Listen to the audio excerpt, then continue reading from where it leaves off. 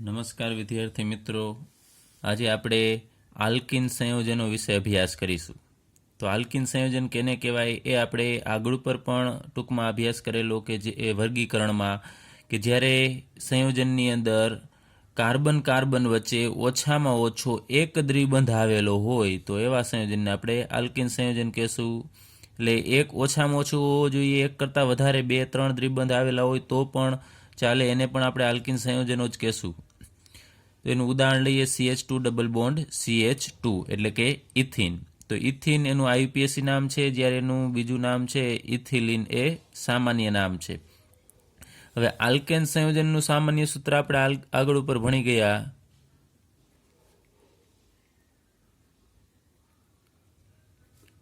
CnH2n+2 અને એનું ઉદાહરણ આપણે લઈએ તો CH3CH3 એટલે કે ઇથેન એનું ઉદાહરણ છે આલ્કેનનું, 2 કાર્બનવાળો આલ્કેન. તો એમાં કાર્બનની જેટલી સંખ્યા હતી એનાથી બમણા કરતાં 2 હાઇડ્રોજન વધારે હોય આલ્કેનની અંદર. જ્યારે અહીંયા કાર્બન કાર્બન વચ્ચે દ્વિબંધ આવે છે તો બંનેની એક એક સંયોજકતા ઘટશે, એટલે બંને કાર્બન ઉપર એક એક હાઇડ્રોજન ઓછો હશે. તો અહીંયા આલ્કેનમાં જેટલા હાઇડ્રોજન હોય અહીંયા જે દર્શાવેલા છે +2 કરીને, એ અહીંયા 2 હાઇડ્રોજન આપણે કાઢી નાખવાના છે, કારણ કે દ્વિબંધ આવે છે તો હાઇડ્રોજન 2 ઘટશે. તો એનું સૂત્ર થશે, સામાન્ય સૂત્ર CnH2n જ થશે માત્ર. તો અહીંયા તમે જોઈ શકો છો કાર્બન 2 છે, તો અહીંયા આપણે C2 મૂકીએ તો હાઇડ્રોજન કેટલા થશે? અહીંયા 2 × 2 એટલે 4 થશે. તો અહીંયા 4 હાઇડ્રોજન છે. હવે આલ્કિન સંયોજનો છે એને ઓલિફિન પણ કહેવામાં આવે છે, કારણ કે ઓલિફિનનો અર્થ થાય છે તેલી સંયોજનો બનાવનાર. તો અહીં આપણે પ્રથમ સભ્ય વાત કરીએ છીએ કે આ ઇથિન છે, એની ક્લોરીન સાથે જ્યારે પ્રક્રિયા કરવામાં આવે ત્યારે એમાંથી તેલી સંયોજન બને છે, એટલે તેલ જેવું સંયોજન. તો એના ઉપરથી એનું નામ ઓલિફિન આપવામાં આવેલું. હવે આપણે ટૂંકમાં અભ્યાસ કરી લઈએ આલ્કિન સંયોજનમાં દ્વિબંધનું બંધારણ. તો કાર્બન કાર્બન વચ્ચે દ્વિબંધ છે એનું અહીંયા આપણે ઉદાહરણ લીધેલું છે ઇથિન. એમાં કાર્બન કાર્બન વચ્ચે દ્વિબંધ છે, એમાં આ એક દ્વિબંધ છે એમાંથી એક કાર્બન 2 બંધમાંથી એક બંધ છે એ સિગ્મા બંધ હશે અને બીજો બંધ છે પાઈ બંધ હશે. અને આ કાર્બનનું સંકરણ અહીંયા બીજું એક એના પહેલાં લઈ લે કે કાર્બન અને હાઇડ્રોજન વચ્ચે પણ અહીંયા સિગ્મા બંધ હોય, અહીંયા પણ સિગ્મા બંધ હોય. તો અહીંયા 3 સિગ્મા બંધ બને છે. આ કાર્બન છે 3 સિગ્મા બંધ બનાવે છે. તો 3 સંકૃત કક્ષકો છે એ અહીંયા કાર્બનની અંદર આવેલી હશે, તો એનું સંકરણ થશે sp2 સંકરણ. એ જ રીતે આ જે બીજો કાર્બન છે એમાં પણ 3 સિગ્મા બંધ બને છે. અહીંયા 1, 2 અને 3 સિગ્મા બંધ હોય તો 3 sp2 સંકૃત કક્ષકો હોય, એટલે આમાં થતું બંને કાર્બન પરમાણુનું સંકરણ sp2 હશે. તો અહીંયા આપણે એની વિગતવાર આકૃતિ નથી દર્શાવતા, આની બંનેની એક એક sp2 સંકૃત કક્ષક જોડાય અને સિગ્મા બંધ બનાવે છે. પછી કાર્બનની એક ખાલી p કક્ષક હશે, 2p કક્ષક. એ 2p કક્ષક છે આ રીતે આપણે આમ દર્શાવીએ તો સમતલને લંબ હોય, એમાં રહેલા ઇલેક્ટ્રોન છે એ અહીંયા ભાગીદારી કરી અહીંયા એક પ્રકારનું આકર્ષણ હોય છે. એટલા એરિયામાં આપણે વાત કરેલી આગળ ઉપર ઇલેક્ટ્રોન વાદળ જેવી રચના થાય છે, અને એના કારણે જે બંધ બને એ બંધને આપણે પાઈ બંધ કહીએ છીએ. તો જે પાઈ બંધના ઇલેક્ટ્રોન છે એ થોડા ગતિશીલ હશે અને નિર્બળ બંધ બને છે, કારણ કે બાજુમાંથી p કક્ષકનું સંમિશ્રણ થતું હોય છે. જ્યારે સિગ્મા બંધ બનતો હોય ત્યારે એન્ડ ટુ એન્ડ સંમિશ્રણ થાય. આ કાર્બન અને બીજા કાર્બનની કક્ષક છે એ જે ડંબેલ આકાર આપણે આમ દર્શાવીએ તો અહીંયા એન્ડ ટુ એન્ડ એટલે કે છેડાથી છેડાનું સંમિશ્રણ થશે. તો આ સિગ્મા બંધ મજબૂત હોય, જ્યારે પાઈ બંધ જે બનતો હશે એ બાજુમાંથી એ સંમિશ્રણ થતું હોય છે, કાં ઉપર અને નીચે, સમતલની ઉપર અથવા નીચે પાઈ બનશે એટલે આને આપણે ઇલેક્ટ્રોન વાદળ કહીએ છીએ.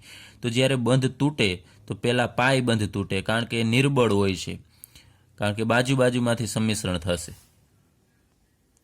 આલ્કિન સંયોજનો છે એ આલ્કેન કરતાં ઓછા સ્થાયી હોય, કારણ કે અહીંયા બધા સિગ્મા બંધ મજબૂત હોય એટલે એ ઝડપથી તૂટતો નથી. જ્યારે અહીંયા પાઈ બંધ છે એ સરળતાથી તૂટશે તો એ બીજા સાથે પ્રક્રિયા કરી શકે અને આ ઇલેક્ટ્રોન યુગ્મ છે એ બીજાને આપી શકે, એટલે કે સારા એવા ઇલેક્ટ્રોન અનુરાગી પ્રક્રિયક પણ કહી શકાય. તો સંકરણ કઈ રીતે થાય છે, આ sp2 sp3 એ બધા પ્રકારના સંકરણનો વિગતવાર અભ્યાસ છે આપણે ચેપ્ટર 4 રાસાયણિક બંધન અને આણ્વીય રચનાની અંદર કરી ગયા છીએ, એટલે અહીંયા આપણે વિસ્તારપૂર્વક એનો અભ્યાસ કરતા નથી. ચલો ત્યારબાદ આપણે આલ્કીન સંયોજનોમાં જોવા મળતી સમઘટકતા વિશે અભ્યાસ કરીએ. હવે આલ્કીન સંયોજનોનું નામકરણ છે એ અહીંયા આપણે લેતા નથી, કારણ કે નામકરણનો વિગતવાર અભ્યાસ છે આપણે ચેપ્ટર 12ની અંદર કરી ગયા છીએ. આલ્કીન છે તો એની પાછળ આઈપીએસસી નામમાં ઇન પ્રત્યય લાગે છે. હવે સમઘટકતા છે જુદા જુદા પ્રકારની હોય છે. એમાં આપણે બંધારણીય સમઘટકતા વિશે અભ્યાસ કરીએ તો સમઘટકો કેને કહેવાય અને સમઘટકતા કેને કહેવાય એના વિશે પણ અભ્યાસ છે આપણે આગળ ઉપર કરી ગયા છીએ. તો ટૂંકમાં હું અહીંયા કહું છું સમઘટકો કેને કહેવાય કે જે સંયોજનોના આણ્વીય સૂત્ર સમાન હોય પરંતુ એના ગુણધર્મો અલગ અલગ હોય તો એને આપણે એકબીજાના સમઘટકો કહેશું અને ઘટનાને સમઘટકતા કહેવાય. હવે બંધારણીય સમઘટકતા વિશે અહીંયા આપણે અભ્યાસ કરીએ તો એમાં પણ સેમ આણ્વીય સૂત્ર છે સમાન હશે પરંતુ એના બંધારણ અલગ અલગ હશે. હવે ઇથિન અને પ્રોપિન એટલે કે 2 કાર્બન ધરાવતો આલ્કીન અને 3 કાર્બન ધરાવતો આલ્કીન છે એને એક જ બંધારણ છે એટલે કે એમાં સમઘટકો જોવા મળશે નહીં. તો સમઘટકો આલ્કીન સંયોજનોમાં 4 કાર્બનવાળો આલ્કીન હશે ત્યાંથી શરૂઆત થશે. તો અહીં C4H8 એટલે 4 કાર્બન હોય તો હાઇડ્રોજન છે એનાથી બમણા આવેલા હશે. તો એના આપણે સમઘટકો દર્શાવવો હોય તો અહીંયા સૌપ્રથમ આ રીતે આપણે એનું બંધારણ દર્શાવીએ 4 કાર્બન. ત્યારબાદ હાઇડ્રોજન છે એ 8 દર્શાવવાના છે આપણે. તો 8માંથી તમે કોઈ પણ જગ્યાએ અહીંયા માનો કે આપણે 3 હાઇડ્રોજન દર્શાવીએ, ત્યારબાદ અહીંયા 2 હાઇડ્રોજન દર્શાવીએ તો 3 ને 2 5. હવે અહીંયા 2 અને અહીંયા 3 તો આલ્કેન થશે. લીલા તો આપણી પાસે હાઇડ્રોજન છે નહીં તો 3 ને 2 5. 5 પછી અહીંયા આપણે દર્શાવી દઈએ 1 હાઇડ્રોજન 5 ને 1 6 અને અહીંયા આપણે 2 હાઇડ્રોજન દર્શાવીએ 6 ને 2 8. તો હવે આ કાર્બનની સંયોજકતા છે એક ઘટે છે એટલે અહીંયા વચ્ચે સિંગલ બોન્ડ આવશે, અહીંયા પણ સિંગલ બોન્ડ અને આ કાર્બનની સંયોજકતા 2 ઘટે છે. આ કાર્બનની સંયોજકતા 2 કારણ કે એક બંધ બનાવે છે અને બીજો હાઇડ્રોજન એટલે 2 બંધ બને છે આ કાર્બનને. તો બે સંયોજકતા ઘટે એટલે અહીંયા દ્વિબંધ મૂકવાનું. તો અહીંયા આ C4H8નું આપણે એક બંધારણ દર્શાવેલું એનું નામ આપવું તો 1 2 3 4 દ્વિબંધને ઓછો નંબર મળે એ બાજુથી નંબર આપવાનો 4 કાર્બન એટલે બ્યુટ. ત્યારબાદ પહેલા નંબરના કાર્બન ઉપર દ્વિબંધ છે એટલે પ્રત્યય આવશે ઇન એટલે 1 ઇન, જે સૂચવે છે કે પહેલા નંબરના કાર્બન ઉપર દ્વિબંધ છે. 1 2 ઉપર જ દ્વિબંધ હંમેશા 2 કાર્બન વચ્ચે હોય પરંતુ નામકરણમાં આપણે ઓછો નંબર દર્શાવીએ છીએ. ત્યારબાદ આનો આપણે સમઘટક બીજો દોરવું હોય કે એમાં કાર્બન 4 જ રહેવા જોઈએ અને 8 જ હાઇડ્રોજન રહેવા જોઈએ પરંતુ દ્વિબંધનું સ્થાન છે આપણે અલગ રાખીએ તો એનો બીજો સમઘટક મળશે. જેમ કે દ્વિબંધ છે આપણે અહીંયા જવા દઈએ તો આ કાર્બનની સંયોજકતા વધશે તો એનો હાઇડ્રોજન છે આપણે આ જગ્યાએ જવા દઈએ તો અહીં આપણને મળે CH3, અહીંયા ડબલ બોન્ડની જગ્યાએ સિંગલ બોન્ડ, અહીંયા CH, અહીંયા આવે દ્વિબંધ, અહીંયા CH2માંથી CH અને અહીંયા CH3. તો આ અલગ પ્રકારનું આના કરતાં અલગ પ્રકારનું સંયોજન છે જેમાં કાર્બન હાઇડ્રોજન છે આના જેટલા જ છે. આનું નામકરણ આપવું હોય તો બ્યુટ 2 ઇન થશે. એ જ રીતે હવે જો ફરીથી તમે અહીંયા દ્વિબંધ આવવા દો ત્રીજો સમઘટક દર્શાવો તો એ ન ચાલે કારણ કે એ બંને સમાન થઈ જશે. આ બાજુએ દર્શાવીએ આપણે માનો કે દ્વિબંધ તો આ બાજુએથી આપણે નંબર આપવા પડે તો 1 2 પર જ દ્વિબંધ આવશે જે અગાઉથી આ સમઘટકની અંદર છે જ. હવે એનો ત્રીજો સમઘટક દોરવું હોય તો આપણે એક શાખા પાડીએ. એક શાખા અહીંયા તમે જુઓ છો એનું બંધારણ છે એ એક જ રેખામાં છે, એક પણ શાખા નથી. હવે આપણે શાખા આવે એવું બંધારણ લઈએ. આના ઉપરથી લઈએ કે આ CH3 છે એને આપણે આ કાર્બન ઉપર એટલે બીજા નંબરના કાર્બન ઉપર જવા દઈએ તો CH2 ડબલ બોન્ડ C અને એની સાથે અહીંયા આપણે CH3 ને જોડી દઈએ.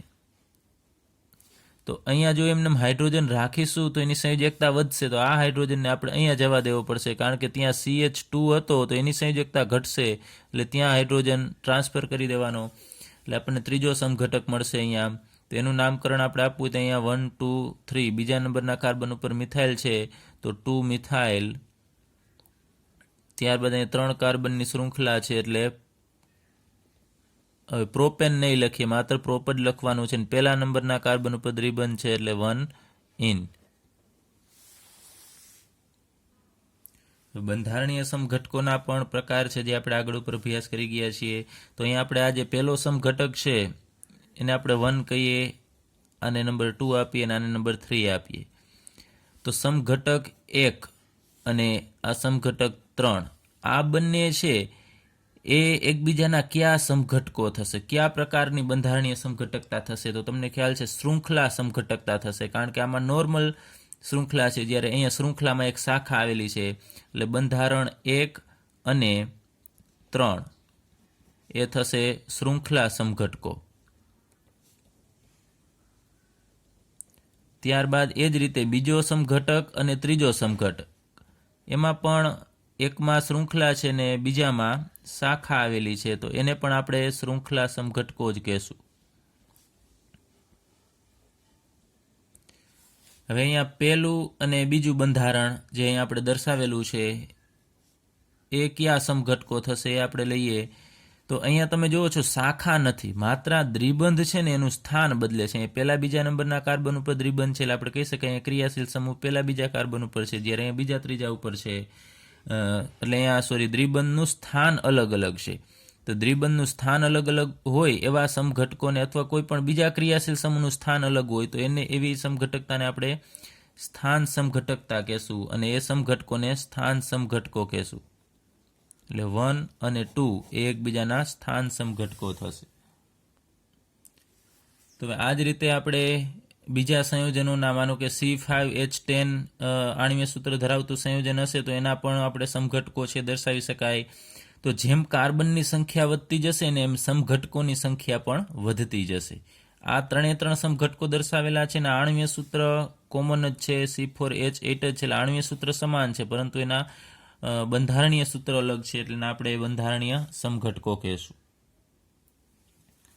ચલો ત્યારબાદ ભૌમિતિક સમઘટકતા.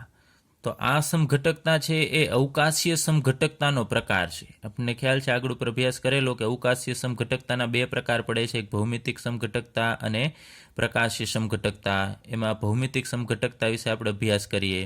તો આમાં અવકાશમાં ગોઠવણી કયા પ્રકારની છે એના આધારે અહીંયા આ સમઘટકતાનો પ્રકાર પાડવામાં આવેલો છે. તો એમાં ભૌમિતિક સમઘટકતા કેને કહેવાય આપણે ઉદાહરણની મદદથી સમજીએ. તો અહીંયા કાર્બન કાર્બન દ્વિબંધ અહીંયા આપણે વચ્ચે દર્શાવેલો છે. તો એ કાર્બન કાર્બન દ્વિબંધ છે એટલે એની બે સંયોજકતા છે આ કાર્બનની, એ તો આ દ્વિબંધથી સંતોષાયેલી છે જે બીજા કાર્બન સાથે જોડાયેલો છે. તો આ કાર્બનની બીજી બે સંયોજકતા ઘટશે એ જુદા જુદા અહીંયા પરમાણુ હોઈ શકે અથવા પરમાણુનો સમૂહ હોય એના વડે સંતોષાયેલી હશે. એટલે અહીંયા આ કાર્બન સાથે આપણે એક્સ અને વાય અત્યારે માત્ર સમજવા માટે લીધેલું છે કે અહીંયા એક્સ અને વાય તરીકે કાં પરમાણુ હોઈ શકે અથવા પરમાણુઓનો સમૂહ હોઈ શકે. એ જ રીતે આ કાર્બનની બે સંયોજકતા ઘટે છે ત્યાં પણ કોઈ પરમાણુ કે પરમાણુઓનો સમૂહ છે એ ગોઠવાયેલો હશે. તો અહીંયા આપણે આનું વિસ્તૃત બંધારણ દર્શાવીએ. તો કાર્બન કાર્બન દ્વિબંધ છે અને આપણે અત્યારે આમ સેન્ટરમાં રાખીએ.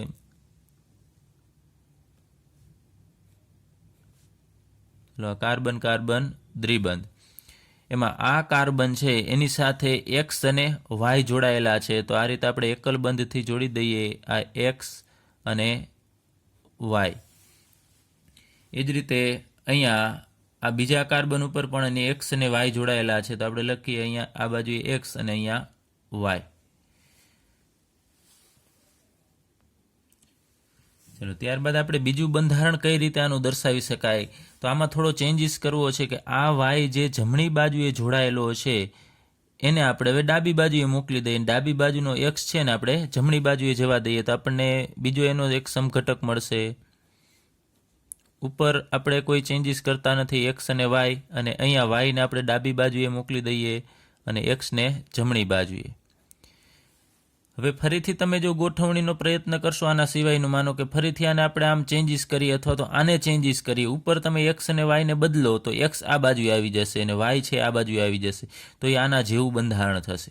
ઘણાને એમ થશે કે એક્સ બંને જમણી બાજુએ આવી જાય ને અહીંયા ડાબી બાજુએ છે બંને, તો એ સમાન જ થશે.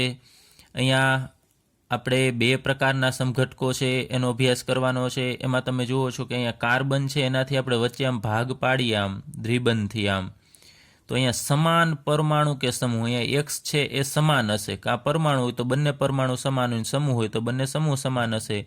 એ સમાન પરમાણુ કે સમૂહ છે એ કાર્બન કાર્બન દ્વિબંધ છે એની એક જ દિશામાં જોડાયેલા છે. તમે જુઓ છો એક જ બાજુ, એનો ભાગ પાડો તો આ બાજુએ એક્સ એક્સ જોડાયેલા છે અને આને આપણે આમ વિભાગ પાડીએ છીએ તો આ બાજુએ વાય વાય જોડાયેલા છે. એટલે સમાન પરમાણુ કે સમૂહ જો દ્વિબંધની એક જ બાજુએ એક જ દિશામાં જોડાયેલા હોય તો એને આપણે સીસ સમઘટક કહેશું.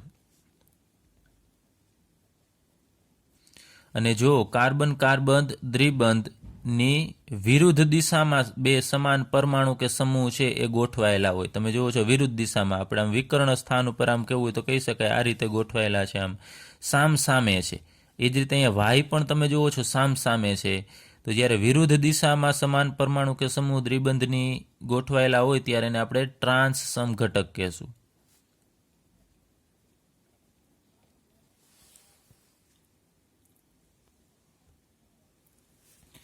ચાલો હવે આ બંનેની વ્યાખ્યા લઈએ કે સિસ સમઘટક કેને કહેવાય અને ટ્રાન્સ સમઘટક કેને કહેવાય. તો સિસ સમઘટક એને બીજું સમપક્ષ પણ કહેવામાં આવે છે.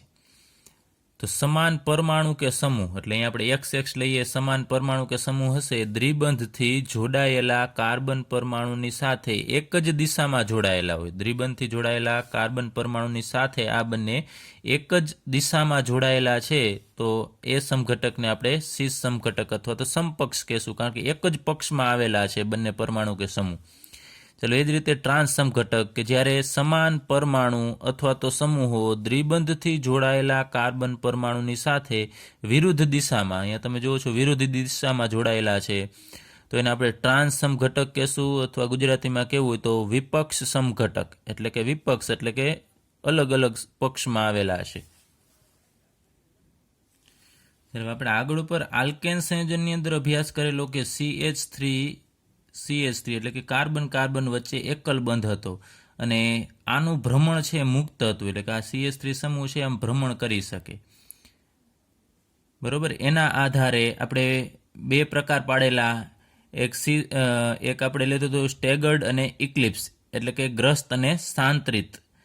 તો અહીંયા એવું મુક્ત ભ્રમણ છે એ આલ્કિનની અંદર શક્ય નથી, કારણ કે આલ્કિનમાં કાર્બન કાર્બન વચ્ચે દ્વિબંધ આવેલો છે. તો અહીં એકલ બંધ છે તો ભ્રમણ થઈ શકે. જેમ કે તમે જુઓ છો આ મારા બંને હાથ છે, માનો કે મિથાઇલ સમૂહ છે તો આપણે આ રીતે આમ કન્વર્ટ કરી શકીએ તો બંધને કોઈ પણ પ્રકારનો ફેરફાર થતો નથી, બંધ તૂટતો નથી, કારણ કે વચ્ચે સિંગલ બોન્ડ જ આવેલો છે. જ્યારે આલ્કિન સંયોજનની અંદર કાર્બન કાર્બન વચ્ચે દ્વિબંધ આવેલો છે. તો માનો કે આપણે લઈએ અત્યારે હું બે પેનની મદદથી સમજાવું છું કે આ બે પેન છે એ અહીંયા રહેલો આ દ્વિબંધ છે. હવે આ મારા હાથ છે એ બંને સમૂહ છે એમ ધ્યાનમાં લેશો તો અહીંયા આપણે આને આમ રોટેટ કરાવીએ આલ્કેનની જેમ, તો આ રીતે આમ રોટેટ કરાવશો તો આ દ્વિબંધ તમે જોશો આમ એકબીજાને અવરોધ ઉત્પન્ન કરશે, અને રોટેશન કરવા જશો તો આ દ્વિબંધ છે તૂટી જશે, આમ રોટેશન થશે નહીં. તો આ રીતે તમે બીજું પાઠ્યપુસ્તકમાં આપેલું છે કે બીજું ઉદાહરણ, તમે આવા બે કોઈ પણ પૂઠા લઈ અને એની અંદર બે ખીલીની મદદથી બે પૂઠાને તમે જોડીને પછી એને ફેરવવાનો પ્રયત્ન કરશો તો એ પૂઠું ફરશે નહીં. જ્યારે એક જ ખીલી વડે આપણે બે પૂઠાને જોડશું તો એ બંને પૂઠાને આપણે ફેરવી શકીશું. તો અહીંયા એનો મતલબ એવો છે કે કાર્બન કાર્બન વચ્ચે દ્વિબંધ હોવાથી એ મુક્ત ભ્રમણ છે એ થઈ શકતું નથી, આમ ફરી શકશે નહીં. એટલે કે આ આલ્કિનની અંદર ઇક્લિપ્સ અને સ્ટેગર્ડ એટલે કે ગ્રસ્ત અને સાંત્રિત પ્રકારની સમઘટકતા જોવા મળશે નહીં. હવે આ જે સિસ અને ટ્રાન્સ સમઘટકો છે એ બંનેના આણ્વીય સૂત્ર તમે જુઓ છો સમાન છે, અને એમાં બંધ પણ સમાન અહીંયા છે. કાર્બન સાથે અહીંયા આ એક્સ જોડાયેલો છે, પણ માત્ર શું છે અહીંયા આ એક્સ છે ની પોઝિશન અવકાશની અંદર ગોઠવણી અલગ અલગ છે આમાં. તો આ બંનેના ગુણધર્મ પણ અલગ અલગ જ હશે. સિસ અને ટ્રાન્સના અમુક ગુણધર્મો જેમ કે ગલનબિંદુ, આનું ગલનબિંદુ સિસનું અને ટ્રાન્સનું એ અલગ અલગ હશે. ઉત્કલન બિંદુ પણ અલગ અલગ હોઈ શકે. દ્વિધ્રુવ, ચાક માત્રા, એની પાણીની અંદર કે બીજા કોઈ દ્રાવકની અંદર દ્રાવ્યતા એ પણ અલગ અલગ હશે. હવે આપણે આનું એક ઉદાહરણ લઈએ. C4H8 આણ્વીય સૂત્ર ધરાવતું સંયોજન બ્યુટ 2-ઇન, જેનું બંધારણ થશે CH3 CH double bond CH3. અહીંયા બીજા અને ત્રીજા નંબરના કાર્બન ઉપર દ્વિબંધ આવેલો છે. તો એના આપણે સિસ અને ટ્રાન્સ સમઘટક દોરવા છે. તો અહીંયા સૌપ્રથમ આપણે દ્વિબંધવાળા કાર્બન છે એને દર્શાવવાના રહેશે. તો અહીંયા આપણે કાર્બન કાર્બન આમ દ્વિબંધ દર્શાવીએ. ત્યારબાદ આ કાર્બન છે એની સાથે એક હાઇડ્રોજન જોડાયેલો છે અને એક મિથાઇલ જોડાયેલો છે. તો અહીંયા આપણે મિથાઇલને માનો કે ઉપરની તરફ રાખીએ અને આ હાઇડ્રોજનને નીચેની તરફ રાખીએ. એ જ રીતે આ કાર્બન ઉપર પણ સેમ એ જ રીતે એક હાઇડ્રોજન જોડાયેલો છે અને એક મિથાઇલ. તો આપણે મિથાઇલને ઉપર રાખીએ CH3 અને અહીંયા Hને નીચેની તરફ દર્શાવીએ. તો અહીંયા બંને કાર્બન પરમાણુ પર તમે જુઓ છો કે CH3 કે જે સમાન સમૂહ છે, આપણે આગળ ઉપર વાત કરેલી કે X અને Y ની જગ્યાએ સમૂહ પણ હોઈ શકે, તો આ સમૂહ છે અને હાઇડ્રોજન છે એ પરમાણુ છે. તો અહીંયા મિથાઇલ સમૂહ છે એ કાર્બન કાર્બન દ્વિબંધ છે એની એક જ બાજુએ આવેલા છે, એક જ દિશામાં આવેલા છે. આ રીતે આપણે અહીંયાથી આમ દ્વિબંધથી આમ વિભાજન કરીએ તો ઉપરની તરફ એટલે એક જ બાજુએ મિથાઇલ સમૂહ છે અને અહીંયા એક જ બાજુએ એટલે કે એક જ દિશામાં હાઇડ્રોજન આવેલો છે. હવે એનો બીજો સમઘટક દોરીએ તો આ બંનેને અથવા તો આમાંથી કોઈ પણ એકને આપણે ચેન્જ કરીએ તો અહીંયા કાર્બન દ્વિબંધ કાર્બન, અહીંયા CH3 એમનેમ રાખીએ અને હાઇડ્રોજન પણ એમનેમ રાખીએ. આ બંનેનું સ્થાન બદલાવીએ તો અહીંયા H ને ઉપર જવા દઈએ અને CH3 ને નીચેની તરફ આવવા દઈએ તો આપણને અલગ પ્રકારનો સમઘટક મળશે. એમાં તમે જુઓ છો કે સમાન સમૂહ એ એકબીજાથી વિરુદ્ધ આવેલા છે, કાર્બન કાર્બન દ્વિબંધ સાથે જોડાયેલા છે એનાથી વિરુદ્ધ દિશામાં. અથવા અહીંયા આપણે પરમાણુ લઈએ તો આ બંને હાઇડ્રોજન પરમાણુ પણ એકબીજાની વિરુદ્ધ દિશામાં આવેલા છે. તો આ બંનેનું નામ તો થશે બ્યુટ ટુ ઇન જ થશે, બ્યુટ ટુ ઇન. આનું નામ પણ બ્યુટ ટુ ઇન જ થશે કારણ કે બંને સમઘટકની અંદર અહીંયા તમે અહીંયા 1, 2, અહીંયા 3 અને 4 એટલે બીજા ત્રીજા નંબરના કાર્બન ઉપર દ્વિબંધ છે એટલે 2 ઇન લખીશું. અહીંયા પણ 1, 2, 3, 4 તો અહીંયા પણ બીજા ત્રીજા ઉપર દ્વિબંધ છે એટલે 2 ઇન લખીશું. તો બ્યુટ ટુ ઇન છે, પરંતુ એમાં આ CH3 છે એની અવકાશમાં ગોઠવણી છે અલગ અલગ પ્રકારની થશે. તો બંને અહીંયા સમાન દિશામાં આવેલા છે એટલા માટે આ પ્રકારનો સમઘટક છે ને આપણે આગળ સીસ લખીશું એટલે સીસ પ્રકારનો સમઘટક થશે એટલે સીસ બ્યુટ ટુ ઇન થશે. જ્યારે અહીંયા વિરુદ્ધ દિશામાં છે તો આની આગળ આપણે ટ્રાન્સ લખીશું, ટ્રાન્સ બ્યુટ ટુ ઇન. તો એના ઉપરથી આપણને ખ્યાલ આવી જશે કે બંને મિથાઇલને એક બાજુએ દર્શાવવા અને ટ્રાન્સમાં બંનેને વિરુદ્ધ દિશામાં દર્શાવવા. તો અહીંયા સીસ ટ્રાન્સ પ્રકારમાં તમે જુઓ છો કે પાછળનું નામ છે એ સેમ આવે છે, જ્યારે માત્ર આગળ એનો જે પૂર્વક આપણે જે લખીએ છીએ સીસ કે ટ્રાન્સ એ જ અલગ અલગ આવશે. તો આ બંનેના ગુણધર્મો પણ અલગ અલગ હશે. જેમ કે આપણે લઈએ આનું સીસનું ઉત્કલન બિંદુ છે એ 277 કેલ્વિન છે, 277 કેલ્વિન તાપમાને ઉકળે છે, જ્યારે ટ્રાન્સ બ્યુટીન છે એનું ઉત્કલન બિંદુ 274 કેલ્વિન છે. તો બંનેના ઉત્કલન બિંદુ છે એ અલગ અલગ છે. હવે આપણે સીસ અને ટ્રાન્સ સમઘટક છે એની ધ્રુવીયતા વિશે અભ્યાસ કરીએ તો આપણે આગળ પર વાત કરેલી કે સીસ અને ટ્રાન્સ સમઘટકો છે એની દ્વિધ્રુવ ચાક માત્રા છે પણ અલગ અલગ હશે. તો અહીંયા ઓલ ઓવર આખા અણુ ઉપર કેટલો વીજભાર આવે છે, ધ્રુવીયતા ઉત્પન્ન થાય છે, એને આપણે દ્વિધ્રુવ ચાક માત્રાની મદદથી આપણે સમજીએ છીએ. તો અહીંયા મિથાઇલ, અહીંયા તમે જુઓ છો કાર્બન સાથે મિથાઇલ સમૂહ છે, તો CH3 સમૂહ છે ઇલેક્ટ્રોન દાતા સમૂહ છે એટલે ઇલેક્ટ્રોન આપશે. એટલે આ CH3 ના કાર્બન ઉપર આંશિક ધન વીજભાર ઉત્પન્ન થશે. તો આ કાર્બન છે એ ઇલેક્ટ્રોન મેળવે છે એટલે આપણે કહી શકાય એના ઉપર ડેલ્ટા માઇનસ આવશે. સેમ જ રીતે આ CH3 છે ઇલેક્ટ્રોન આપે છે, આ પ્રેરક અસર દર્શાવે, ધન પ્રેરક અસર ના કારણે આને ઇલેક્ટ્રોન આપશે. તો જે આપતો હોય એના ઉપર આંશિક ધન વીજભાર આવે, જે ઇલેક્ટ્રોન મેળવતો હોય એના ઉપર આંશિક ઋણ વીજભાર આવે છે. તો અહીંયા તમે જુઓ છો delta plus, delta minus, delta minus, delta plus એ બધું એક જ દિશામાં આમ આવેલું છે. આમ બધા ડેલ્ટા પ્લસ છે આપણે દ્વિબંધથી વિભાજન કરીએ તો એક જ બાજુએ ધન વીજભાર આવેલો છે એમ કહી શકાય. ફરીથી અહીંયા દ્વિબંધથી આપણે આમ વિભાજન કરીએ તો ધન વીજભાર છે એ એક જ સાઈડ આવેલો છે. ઋણ વીજભાર તો આપણે અહીંયાથી ભાગ પાડીએ કાર્બન ઉપર છે, પરંતુ ધન છે એ એક સાઈડ આવેલો છે. તો સીસ સમઘટક છે એની દ્વિધ્રુવ ચાક માત્રા મ્યુનું મૂલ્ય, ચાક માત્રા મ્યુનું મૂલ્ય છે એ 0.33 ડીબાઈમાં માપવામાં આવે છે અને એનું એકમ ડી એટલે કે એને વંચાય ડીબાઈ. તો 0.33 ડીબાઈ છે. જ્યારે ટ્રાન્સ સમઘટક છે એમાં ધ્રુવીયતા તો ઉત્પન્ન થાય છે, આના જેમ જ છે બધું, પરંતુ ઓલ ઓવર દ્વિધ્રુવ ચાક માત્રાનું મૂલ્ય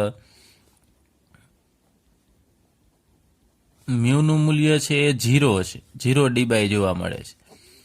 તો તમને થશે કે બધી વસ્તુ સેમ છે, મિથાઇલ પણ 2 છે ને અહીંયા પણ મિથાઇલ 2 છે, છતાં પણ અહીંયા દ્વિધ્રુવ ચાક માત્રાનું મૂલ્ય શા માટે શૂન્ય છે? તો આપણે એ સમજીએ. મિથાઇલ ઉપર તો આની જેમ જ ડેલ્ટા પ્લસ આવવાનો છે કારણ કે ઇલેક્ટ્રોન આપે છે. અહીંયા કાર્બન ઉપર ડેલ્ટા માઇનસ, એ જ રીતે અહીંયા મિથાઇલ ઇલેક્ટ્રોન આપે તો આના ઉપર ડેલ્ટા પ્લસ અને આ કાર્બન ઉપર ડેલ્ટા માઇનસ આવશે. હવે અહીંયા જે ધન વીજભાર છે એ અહીંયા આપણે દ્વિબંધથી આપણે આમ વિભાજન કરીએ તો ધન વીજભાર છે તમે જુઓ છો સામ સામે આવે છે, જ્યારે અહીંયા ધન વીજભાર એક જ બાજુએ હતો. તો અહીંયા જે ધ્રુવીયતા જે ડેલ્ટા પ્લસ ને ડેલ્ટા માઇનસ છે એ સામસામે એટલે કે વિરુદ્ધ દિશામાં છે. તો CCH3 બંધ આપણે કહી શકાય કે વિરુદ્ધ દિશામાં છે. એના કારણે આ દ્વિધ્રુવ ચાક માત્રાની જે અસર ઉત્પન્ન થતી હશે એ નષ્ટ થઈ જશે, કેમ કે સામસામે છે. તો વિરુદ્ધ દિશામાં હોવાથી એકબીજાની અસરને નષ્ટ કરે, એટલે ઓલ ઓવર અણુની ધ્રુવીયતા છે અહીંયા શૂન્ય જોવા મળે છે, એટલે કે દ્વિધ્રુવ ચાક માત્રાનું મૂલ્ય શૂન્ય હશે. તો યાદ રાખજો, આપણને પૂછે આવા જુદા જુદા સમઘટકોમાં એક સીસ આપેલું હોય ને ટ્રાન્સ આપેલું હોય ને પૂછે કે કેની દ્વિધ્રુવ ચાક માત્રાનું મૂલ્ય શૂન્ય છે, તો ટ્રાન્સ જે સમઘટક હશે એમાં દ્વિધ્રુવ ચાક માત્રાનું મૂલ્ય શૂન્ય જોવા મળે છે. હવે કોઈ સંયોજન ઘન હોય, માનો કે કોઈ ઘન પદાર્થ છે, તો એનું ગલન બિંદુ આપણે લઈએ કે ઘન સંયોજન છે એમાં સીસ સમઘટક હશે એનું ગલન બિંદુ કેટલું હોય, અને ટ્રાન્સ સમઘટક છે એનું ગલન બિંદુ કેટલું હોય. આપણે લખીએ ગલન બિંદુ.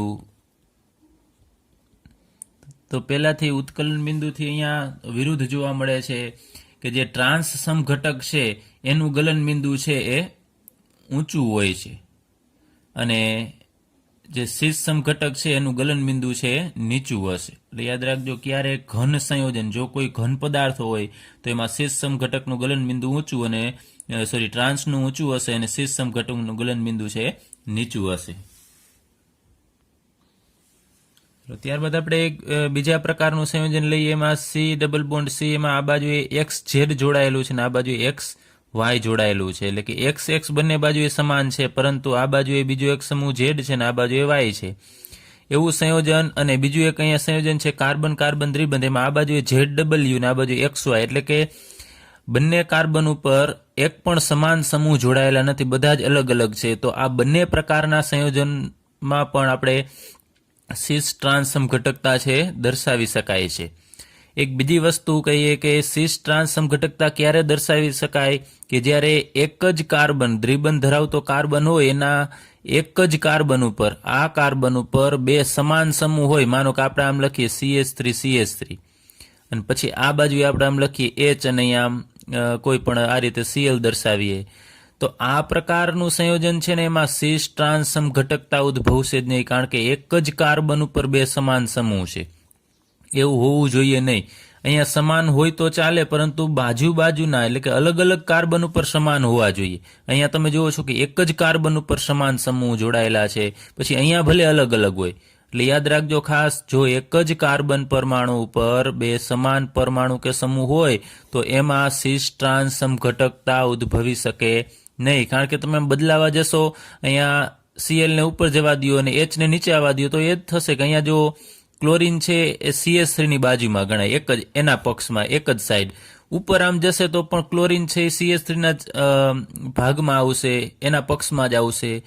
એટલે આ બંને CH3 તો સમાન જ ગણાય. એટલે ક્લોરીન ઉપર જાય તો CH3 ની બાજુમાં એના પક્ષમાં, અને H ઉપર CH3 ના સંપર્કમાં, તો નીચે આવે તો પણ H ની બાજુમાં એના પક્ષમાં જ હશે. એટલે આ પ્રકારમાં સમઘટકતા જોવા મળશે નહીં.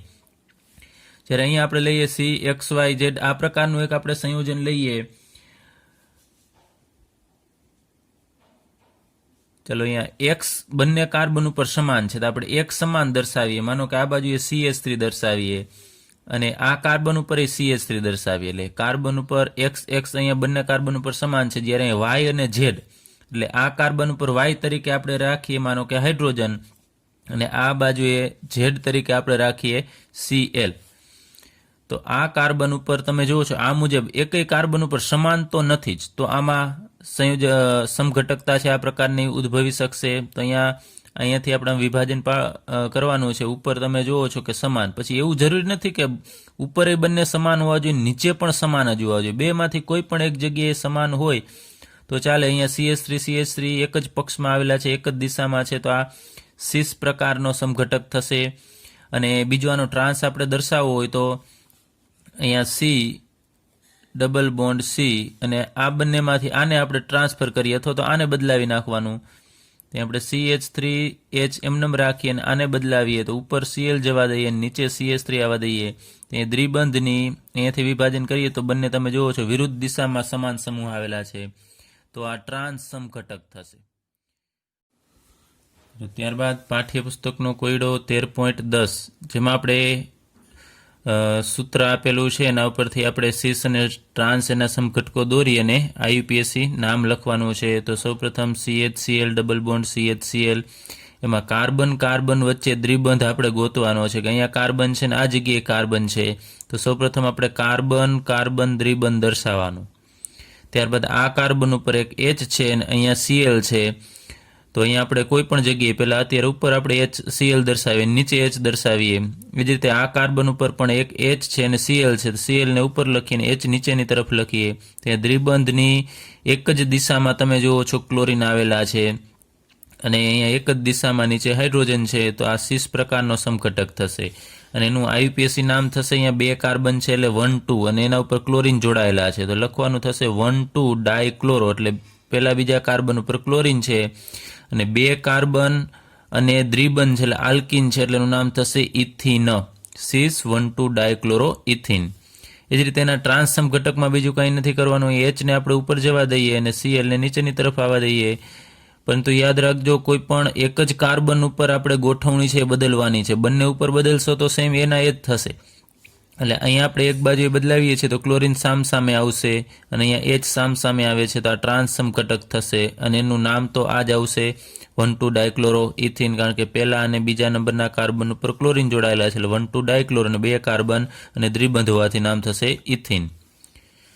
ત્યારબાદ આનું આપણે નામ સીસ ટ્રાન્સ સમઘટકો દોરીએ તો સૌપ્રથમ કાર્બન કાર્બન દ્વિબંધ પહેલા દર્શાવવાનો. અહીંયા કાર્બન છે અને આ કાર્બન છે તો સૌપ્રથમ અહીંયા C ડબલ બોન્ડ C. ત્યારબાદ આ કાર્બન સાથે એક અહીંયા મિથાઇલ જોડાયેલો છે તો વચ્ચેથી અહીંયા ભાગ પાડી નાખવાના કે એક આ બાજુનો ભાગ અને બીજો આ બાજુનો. એમાં આ કાર્બન છે આપણે અહીંયા દર્શાવેલો છે તો આ કાર્બન સાથે એક અહીંયા મિથાઇલ છે અને બીજો અહીંયા ઇથાઇલ ભાગ છે. તો અહીંયા આપણે લખીએ C2H5 અને CH3ને આપણે નીચેની તરફ દર્શાવીએ. એ જ રીતે આ બાજુએ અહીંયા એક CH3 છે અને એક C2H5 છે તો આપણે C2H5ને અત્યારે ઉપર રાખીએ અને આ CH3ને અત્યારે નીચે દર્શાવીએ. તો અહીંયા ઇથાઇલ સમૂહ છે એ આ દ્વિબંધની એક જ દિશામાં આવેલા છે. જે રીતે મિથાઇલ પણ એક જ દિશામાં આવેલા છે તો આ સીસ પ્રકારનો સમઘટક થશે. અને હવે એનું નામ આપવું હોય તો અહીંયા આ 2 કાર્બન આના ગણવાના. શૃંખલા આપણે લાંબી શૃંખલા પસંદ કરીએ છીએ એમાં 2 કાર્બન તો અહીંયા જ છે એટલે 1 2, પછી અહીંયા ત્રીજો કાર્બન આ થશે, આ ચોથો કાર્બન થશે, પછી આના 2 કાર્બન એટલે 6. ટોટલી 6 કાર્બનની શૃંખલા છે.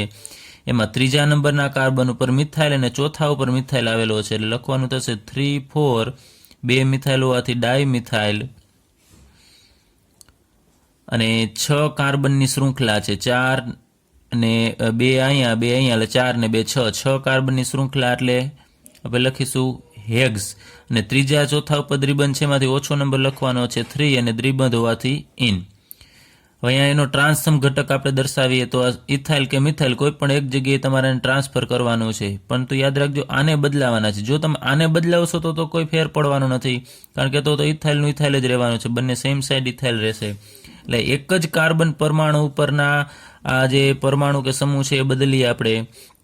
તો C ડબલ બોન્ડ C, અહીંયા C2H5 અને ઉપર અહીંયા આવશે CH3 અને અહીંયા C2H5.